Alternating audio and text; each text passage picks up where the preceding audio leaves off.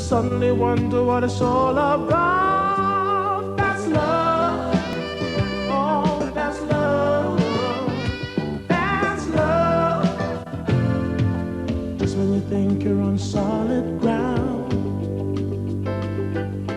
just a word and you're upside down. That's love. Oh, that's love. That's love. It's love. Sorry, Hank, to do this while you're eating.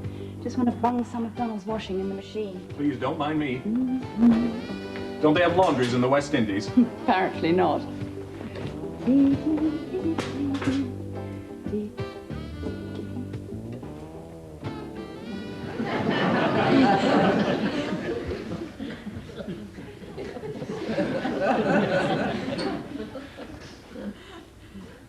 Oh, very nice. Does Donald wear a brassiere as well?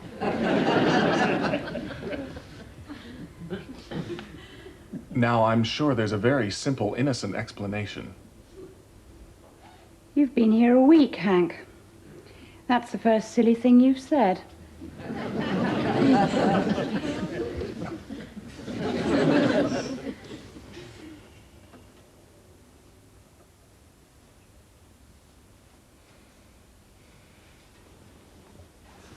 Hi.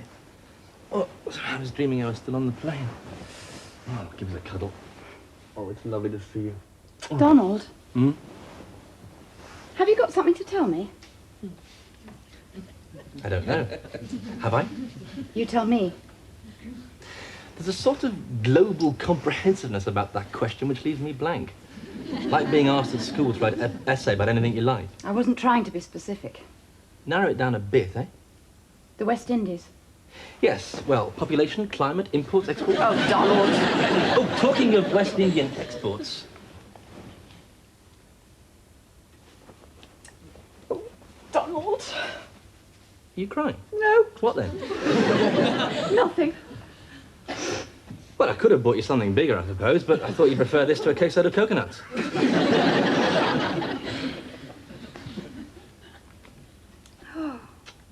Donald.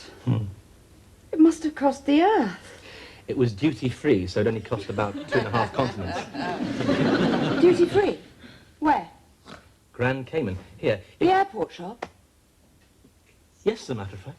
You've been spying on me. Don't you remember? What? Laurel. Yes, I remember Laurel, about 5'6", blonde hair. I left her at the airport about an hour ago. Her husband. Her late husband. He wasn't then. Love of my life, you're going to have to stop talking in code. Laurel's husband, when he was alive, bought her some lovely jewellery from that shop. So? It was her consolation prize, so she said. For what? Oh, don't be so dim. I'm not being dim. But I am being expected to play some sort of grotty game of which only you know the rules and which doesn't seem to be giving you a lot of fun anyway. It was her consolation prize for what he got up to when he was there without her.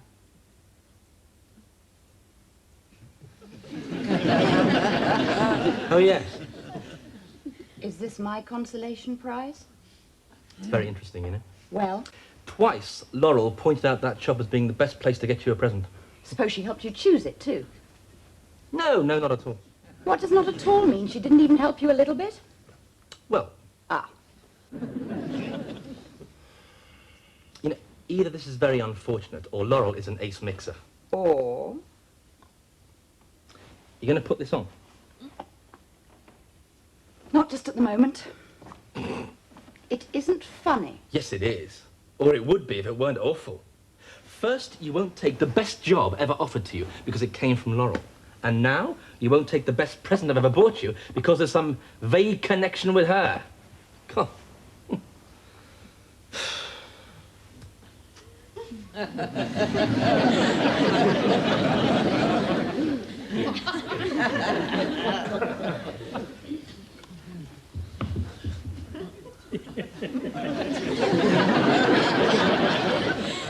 What do you think those are?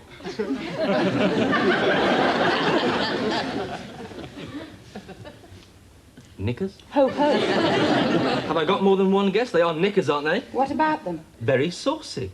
What do you want me to say? Whatever you like. Well, put them on, I'll tell you. They're not mine. Don't they fit or something? They're hers. Laurel's? Yes. She gave you a pair of knickers? You stole them? You're in a knicker-swapping club. What? They were in your dirty washing.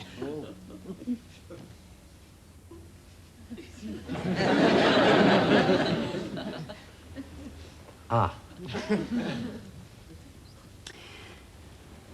Perhaps you'd better return them. Oh, Daddy, what am I going to do? Now look, think it through. What you're imagining is a very unlikely scenario. What would her knickers be doing in his room? I mean, to start with, these things usually occur in the woman's hotel room, not the man's. How do you know? Well, I wasn't always senile.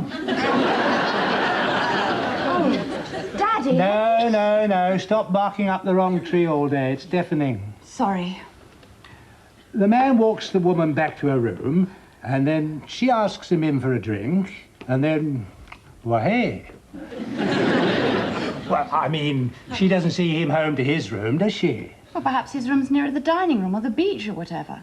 Well, even so, Donald wouldn't let a lady go paddling off along hotel corridors on her own at night, especially if he just, well, I mean, he's a gent. He might have fallen asleep. He often does with me. All right. If, according to you, he's guilty, there they are in the wrong room. They remove their clothes and whoops and tally-ho. Then he gallantly falls asleep. She gets up, gets dressed, and forgets to put on her knickers. Now, really. Now, what woman does that? The draft would remind her, apart from anything else. I've thought of that too. I mean, I'm sure Donald's an absolute raging bull, but I can't imagine a frolic with him would induce amnesia. So, she planted them in his case, the cub. No. Whatever for? So I'd find out. Oh, God. There I was when she came to dinner, being polite, civilized, almost charming. I thought, am I awake or dreaming? Why don't I just poison her with the pudding and throw the body out the window? You're a model of restraint. She is trying to break us up. But you don't even know that they're her knickers. They could be yours. Mine? Perhaps he took them with him to remind him of you. Daddy, they are not mine. Well, they could be somebody else's knickers, someone you don't know. Oh, no, that's worse. Who? No. Sorry. Well, perhaps they're his knickers. Well, he might be a closet transvestite. It's not funny, you know. I don't know. The idea of Donald prancing around a hotel room in ladies' knickers gives a slight lift to the corners of the mouth. I bring you my problems and all you do is laugh at me. Well, someone must, the way you're going on. Well, I had to talk to someone. There was only you. Oh, I suppose that was meant to be a compliment. I'm sorry. You must stop being so intense about things. You'll only damage yourself. You've already turned down that wonderful job from Laurel for no reason. No reason? For no real reason. Merely obsessive jealousy. So, lighten things a bit. Stop accusing them both. You'll never prove it if he insists on denying it. He does, vehemently. I've never heard him so vehement. Well, I don't know whether that's a sign of innocence or guilt. Why not? Well, if I was innocent, I'd deny it vehemently, and if I was guilty, I'd deny it vehemently, so that doesn't get us very far. Oh, I'm going mad. I've got to know. Why? What's the point? So I know the truth. Oh, that old thing. Now, there's no such thing as the whole truth. No, we never know the whole truth about anything. We never know who we're married to, what they might be hiding, when they committed the murder, if they did it at all. You just have to trust them if you want to love them, and you do love him. And if trust breaks down, then you just have to fall back on self-delusion. A perfectly acceptable substitute. Not for me. For us all, my darling, for us all. I could ask her. No. Why not? Well, suppose she says yes. Then I'd know. No, you wouldn't. You'd know she said yes, that's all. And if she said no, you'd never believe her. No. Now listen. This is what you do. Thank you, Mom. Witness there. Now, Mom, there. Good. Witness. I'll have copies of these taken for you to take away with you. Ready in a few minutes, Mrs. Malasotti. Thank you. No rush. Thank you, Jeffrey. Thank you, Tracy.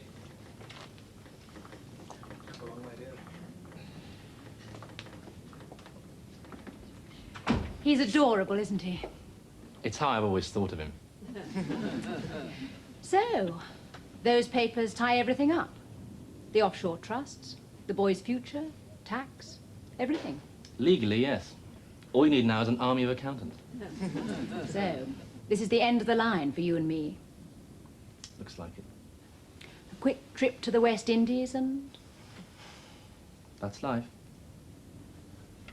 I'd like to see you again, Donald. I do realize that you're married. Quite. Your strength, your warmth. You were such a pleasure. In every way. I'd be sorry to lose all that. Ah. This is the politest brush-off ever. Laurel, did you lose a pair of knickers in the West Indies?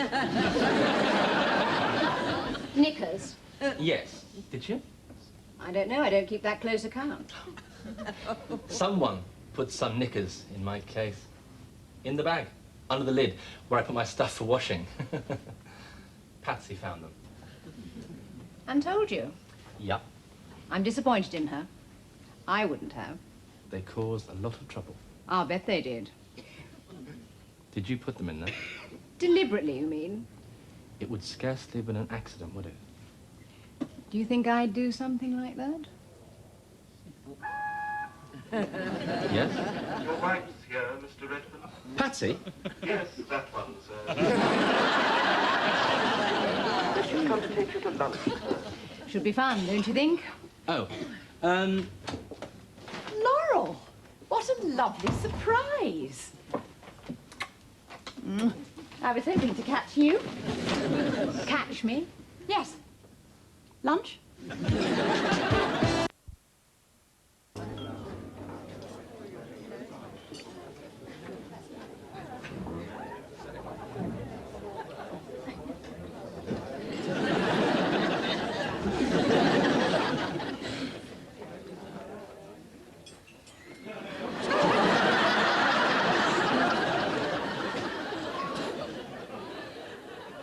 Well, isn't this heaven? I was afraid I'd miss you. I was just about to leave, rather firmly slung out by Donald. Oh, surely not. How rude of you, Donald. He's quite a beast when he's working, isn't he? Is he? I've never thought of him in that way. Are you a beast, darling, when you're working? a raging bull. How funny. Daddy said he was sure you were a raging bull. Daddy. Underneath those chubby chops. Either eat it or close your mouth, darling. The suspense is terrible. Why would your father say I was a raging bull? We were discussing my freedom under you. And I said how tricky you could be underneath that liberal exterior. Daddy agreed. Said he was sure you were a raging bull underneath. Looks more like a baffled bloodhound at the moment. Your freedom. Yes. Under me. Or rather, my lack of it. Your lack of freedom. Because of my having to turn down that wonderful job Laurel offered me. Really? Because of your not wanting me to do it. I spent hours trying to persuade you to take it. Superficially, but underneath. Did you really turn down that job because of Donald, Patsy? Yes. And not because of your nanny and domestic problems and all that? They were the excuse, not the reason. Of course. I asked Donald in the West Indies why you said no, and he said he couldn't understand. No. Well, they don't, do they? Of course, the job is still yours. Really? Really. Thank you. Don't you just love her, Donald? I've never been stitched up before. It's rather funny, I suppose, really, but why? Well, to Patsy's talent and to the beautiful interior of my new house. I'll make it perfect for you, I promise. I see you're wearing Donald's present, Patsy. It's lovely, isn't it? Gorgeous. He showed it to you then? On the plane coming back, he was nervous as to whether he'd chosen well. I reassured him. I should think so. So you don't see it as a consolation prize anymore, then? Consolation prize? For what?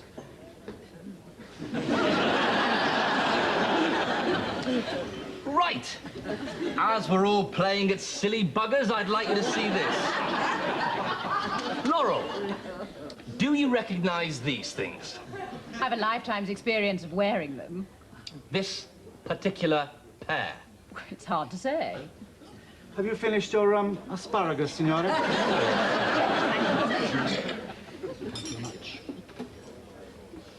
Thank you very much, signore, and please, carry on. Thank you. Now, as I was saying, Laurel, do you recognize this particular pair of knickers? You Polo Valdestano? Oh, that's me. Signora? Thank you. Osso buco? Grazie. Signora Manasotti. And for you, signor, the fegato di vitello. That's right. Thank you. Signor. Ah, I see signor has brought his own doggy bag. Yes, thank It'll not be necessary, signor. We have plenty here if you need them. Official ones. Thank you. Do you know anything about these things? Only as an amateur. I am just a humble waiter. Signor Redfern is going to a fancy dress competition and was asking our opinion about his costume. He was starting at the bottom. I'm sure signor will look very lovely. Buon appetito, tutti. Talk to that. Now, I'm sorry, Laurel, but are these yours? They're Marks and Spencer's. Brilliant. Thank you. But I think that's the retailer's label, not the owner's name tag. She means she doesn't wear Marks and Spencer's underwear, so they can't be hers. Oh, is that what you meant? Patsy put it beautifully. I can see we're going to work well together. Well, who owns them then? They're not mine! Would you like me to ask around? Bloody hell, I mean, you told me to give them back.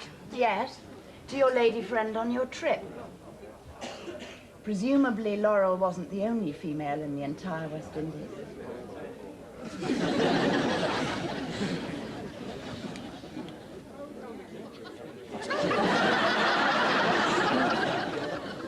Never sat through such a phony load of twaddle in all my life. I thought it was rather nice. You hate the woman. Only when I thought she'd had you. Well, how do you know she hasn't? Because you told me so. A day ago, not one word I said was true. I realised I was wrong. About my knocking off Laurel in the West Indies. Yes. Well, how do you know I didn't? Because you said you didn't. Must I say it again? You said you didn't, and I believe you. There. I believe you.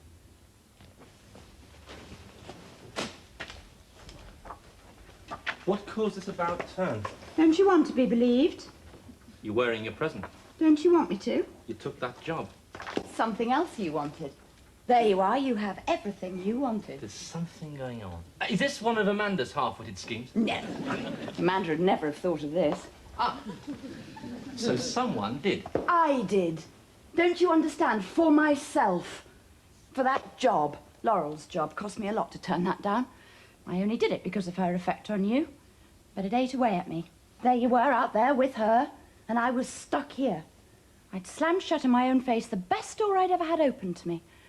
Now I've said yes and reopened it. It's like my whole life's opened up again with it. It's extraordinary and wonderful.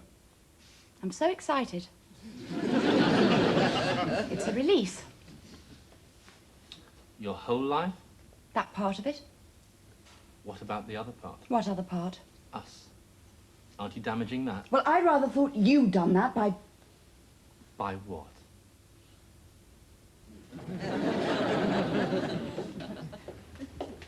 Hi, Mr. Redfern. Hello, Hank.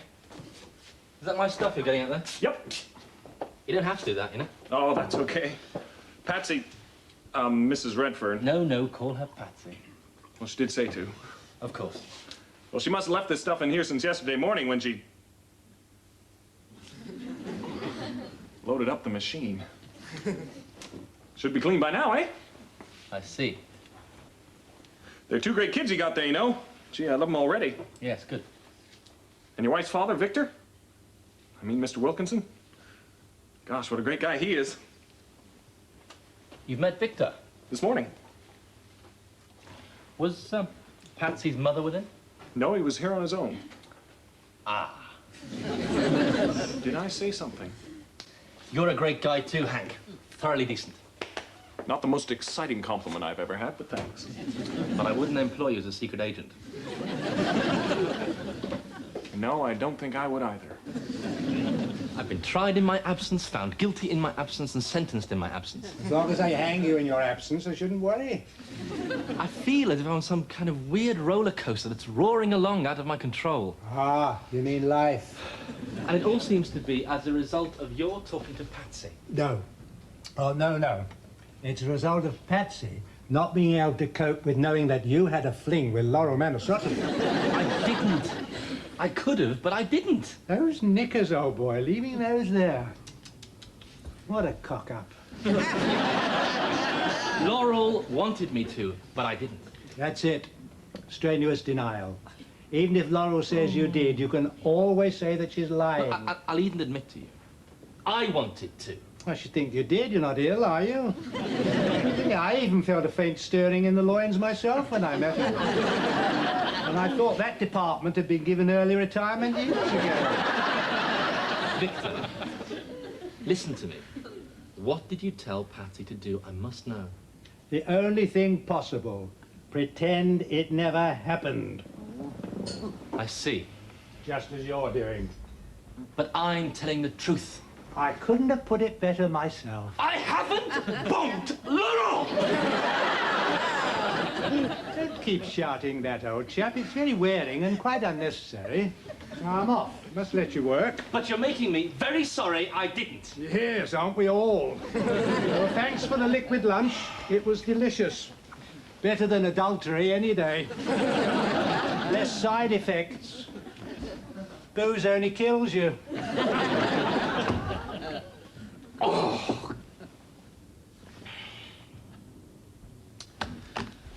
Oh, to hell with it. I might as well be hanged for a sheep as for a fictional lamb. Laurel. Donald. Unfinished business. That's love.